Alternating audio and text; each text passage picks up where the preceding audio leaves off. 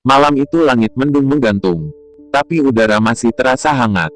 Dua pemuda, Riko dan Jaya, datang dari kabupaten tetangga untuk menyalurkan hobi mereka, memancing.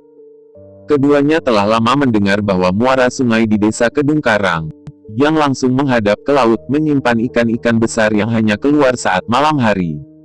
Mereka memarkir motor di tanah lapang dekat tambak, lalu berjalan kaki menyusuri jalan setapak yang becek menuju tepian sungai. Gelap mulai turun, hanya cahaya dari senter kepala dan suara jangkrik malam yang menemani. Tak jauh dari muara, mereka menemukan spot yang sunyi tapi menjanjikan. Jam menunjukkan pukul 10 malam. Sudah beberapa ikan ditangkap. Jaya, yang dari tadi gelisah karena kehabisan rokok dan merasa kantuk mulai menyerang, berdiri sambil menyambar senter. Gue mau ke kampung depan dulu, beli kopi sama rokok ya. Lo tunggu sini aja, jangan pindah tempat, katanya. Riko hanya mengangguk sambil terus memandangi ujung pancing yang belum bergerak. Jaya berjalan menyusuri jalan pinggir kali menuju arah perkampungan. Ia melihat ada deretan rumah-rumah panggung berjajar rapi.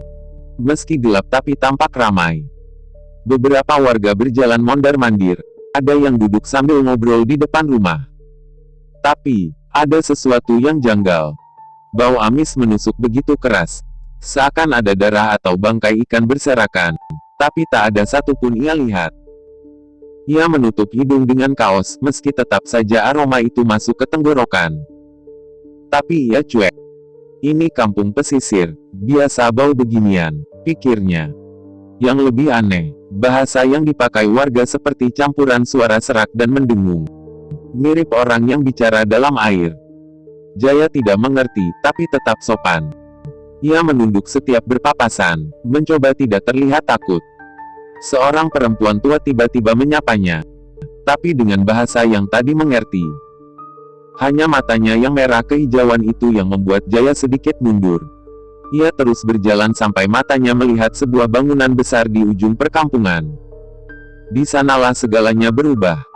Dari sebuah bangunan megah, keluarlah sosok laki-laki berwajah dingin dengan mata pucat kebiruan dan kulit berkilau seperti sisik. Di sampingnya berdiri seorang gadis cantik jelita dengan mata kosong tak berkedip. Jaya bin Sumarwan, kau telah melintasi batas dunia.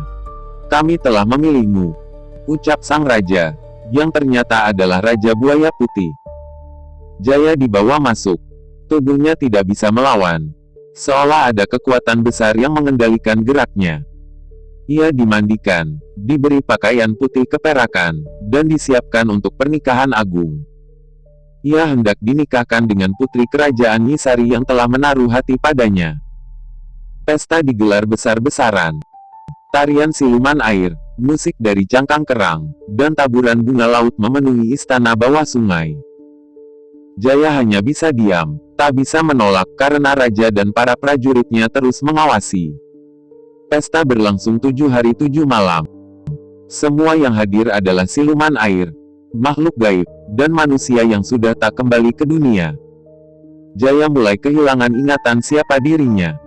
Tapi di malam terakhir, saat ia digiring ke kamar pengantin, ia mendadak teringat ibunya, teringat rumahnya, teringat Riko, dan ia berbisik pelan, menyebut nama Tuhan. Seketika, semuanya runtuh. Bangunan megah runtuh seperti ilusi kaca. Cahaya memudar, dan Jaya terjatuh ke dalam kehampaan gelap. Di dunia nyata, setelah semalaman tak kembali, Riko panik dan melaporkan kejadian itu ke warga sekitar. Pencarian dilakukan hingga pagi, dan akhirnya, tubuh Jaya ditemukan tergeletak di bawah pohon angsana besar di tepi muara. Ia dalam kondisi tak sadarkan diri, wajahnya pucat, dan tubuhnya terasa dingin.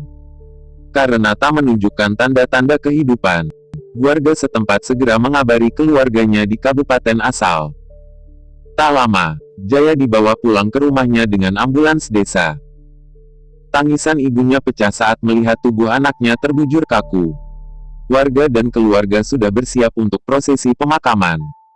Kain kafan sudah dibentangkan. Air wudhu sudah disiapkan. Namun saat jenazah hendak dikafani, tubuh Jaya tiba-tiba bergerak. Napasnya terengah, matanya terbuka perlahan. Semua orang terkejut. Ibunya menjerit, memeluk anaknya sambil menangis histeris. Tetangga dan saudara yang menyangka Jaya telah tiada, kini bersujud syukur. Setelah diberi air hangat dan diselimuti, aku duduk perlahan. Suara tangisku pecah, bukan karena sakit, tapi karena apa yang baru saja kulalui. Aku berkata dengan suara parau. Aku nggak tahu harus mulai dari mana. Tapi waktu aku jalan cari kopi ke kampung depan, aku masuk ke kampung yang aneh. Banyak orang, tapi bau amis banget. Wajah mereka pucat, bahasanya aneh. Aku cuek, sampai aku sadar, aku bukan lagi di dunia kita. Aku dibawa ke kerajaan bawah air, Raja Buaya Putih. Aku dipaksa menikah sama putrinya. Aku nggak bisa melawan. Semua seperti mimpi tapi nyata. Pesta 7 hari 7 malam. Aku udah nggak ingat siapa aku. Tapi di malam terakhir, waktu aku digiring ke kamar, aku ingat ibu. Aku ingat rumah. Aku ingat Allah. Aku sebut namanya pelan. Dan semuanya runtuh. Waktu aku buka mata, aku udah di rumah ini. Di pelukan ibu. Semua terdiam. Ada yang menangis. Ada yang membaca doa. Bahkan ada yang langsung bersujud syukur.